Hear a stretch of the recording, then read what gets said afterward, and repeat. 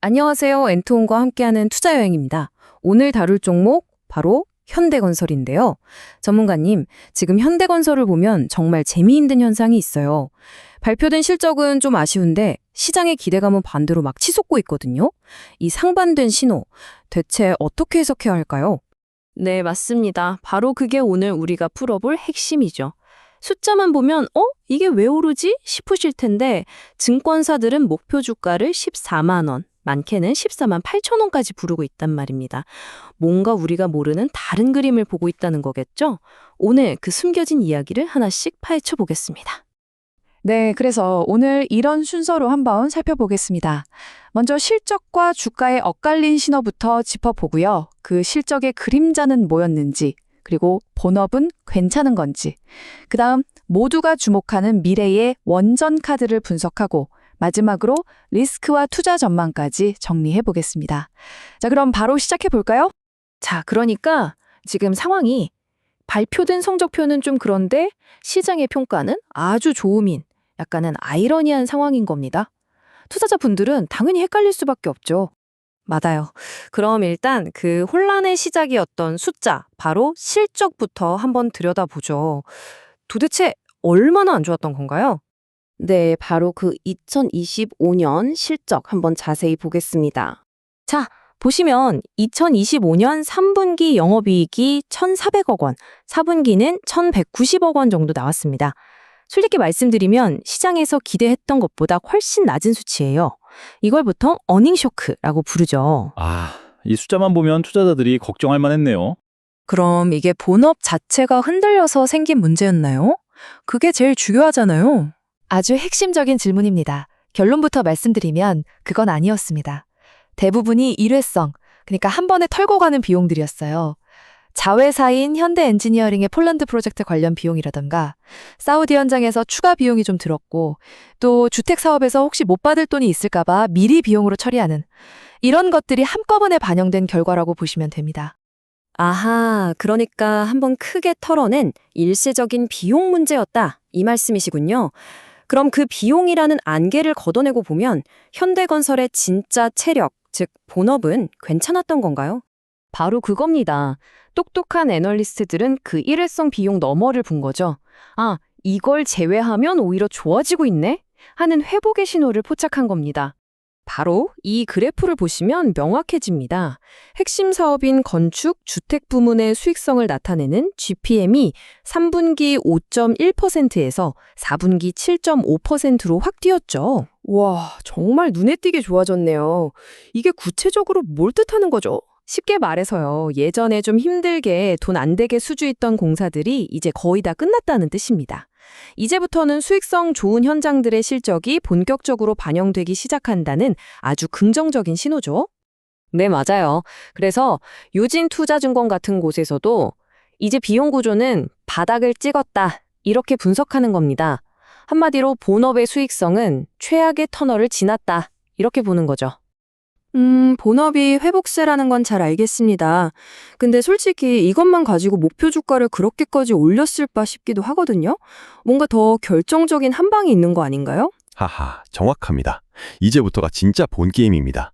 시장이 열광하는 진짜 이유, 현대건설의 미래를 완전히 바꿔놓을 수 있는 핵심 카드에 대한 이야기죠.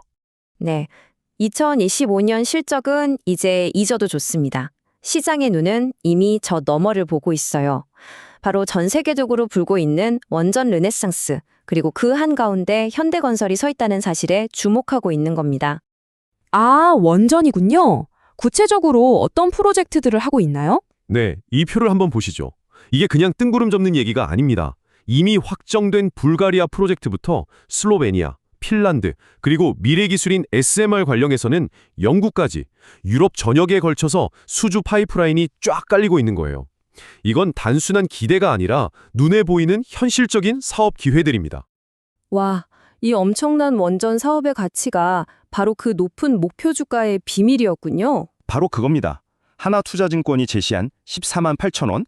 이 숫자는 단순히 건설사 현대건설이 아니라 미래 에너지 기업 현대건설의 가치를 반영하기 시작했다는 상징적인 신호칸인 셈이죠. 네, 정말 기대감이 엄청난데요. 하지만 투자라는 게 항상 좋은 면만 볼 수는 없잖아요. 우리가 반드시 짚고 넘어가야 할 리스크는 없을까요? 균형 있게 살펴볼 필요가 있겠습니다. 물론이죠. 리스크를 보기 전에 시장의 분위기가 얼마나 빠르게 바뀌었는지 이것부터 보시죠. 불과 몇 달 전인 2025년 11월에 8만 7천 원 하던 목표 주가가 26년 2월이 되니까 14만 원을 훌쩍 넘어가잖아요. 이 원전이라는 카드가 시장의 평가 기준을 완전히 바꿔버린 겁니다. 전문가는 회사 측에서도 2026년은 자신 있다는 입장입니다. 2025년에 6,530억 원 정도 했던 영업이익을 2026년에는 8천억 원 수준까지 끌어올리겠다고 목표를 제시했어요. 작년에 일회성 비용은 끝났고 이제 본업이 정상 궤도에 오났다는 자신감의 표현으로 볼 수 있겠죠? 그럼 이제 정말 리스크를 짚어봐야겠네요. 어떤 점들을 조심해야 할까요? 네, 크게 세 가지를 꼽을 수 있습니다. 첫째, 아직은 차가운 국내 주택 시장 분위기는 분명 부담이고요. 둘째, 이렇게 원전이나 해외 수주가 갑자기 늘어나는데 이걸 다 소화할 수 있는 생산 능력, 즉 카파가 충분한가 하는 우려도 있고요. 마지막으로 원래 큰 해외 프로젝트는 예상치 못한 변수가 생길 수 있다는 점도 항상 기억해야 합니다. 네, 기대 요인과 리스크까지 잘 들었습니다. 그럼 지금까지의 이야기를 종합해서 최종 결론을 한번 내려보죠. 전문가가 오늘 내용을 딱 세 가지로 정리해드릴게요. 첫째, 2025년 실적이 안 좋았던 건 본업이 흔들려서가 아니라 일회성 비용 때문이었다.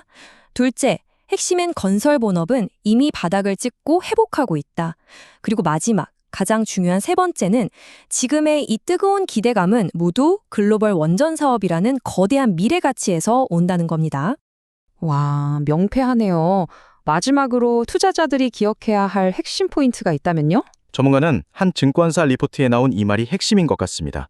수주기업의 주가는 수주가 나올 때가 아니라 수주 파이프라인이 늘어날 때 가장 좋다. 지금 현대건설이 딱 그런 상황인 거죠. 당장 계약 하나하나보다 앞으로 이만큼의 사업 기회가 있다는 기대감이 주가를 움직이는 가장 중요한 시기라는 뜻입니다. 네, 전문가님, 오늘 명쾌한 분석 정말 감사합니다. 부진한 실적이라는 표면 아래 거대한 원전이라는 미래 가치가 숨어 있었네요. 자, 이 이야기를 들으신 여러분은 현대건설의 미래를 어떻게 생각하시나요? 여러분의 다양한 의견을 댓글로 남겨주시기 바랍니다. 엔트홍, 오늘 저희가 준비한 내용은 여기까지입니다. 저희 분석이 여러분의 투자에 좋은 참고 자료가 되셨으면 좋겠습니다. 내용이 마음에 드셨다면 좋아요와 구독으로 응원 부탁드리고요. 아시죠? 모든 투자의 최종 판단과 책임은 투자자 여러분 자신에게 있다는 점 꼭 기억해 주세요. 고맙습니다.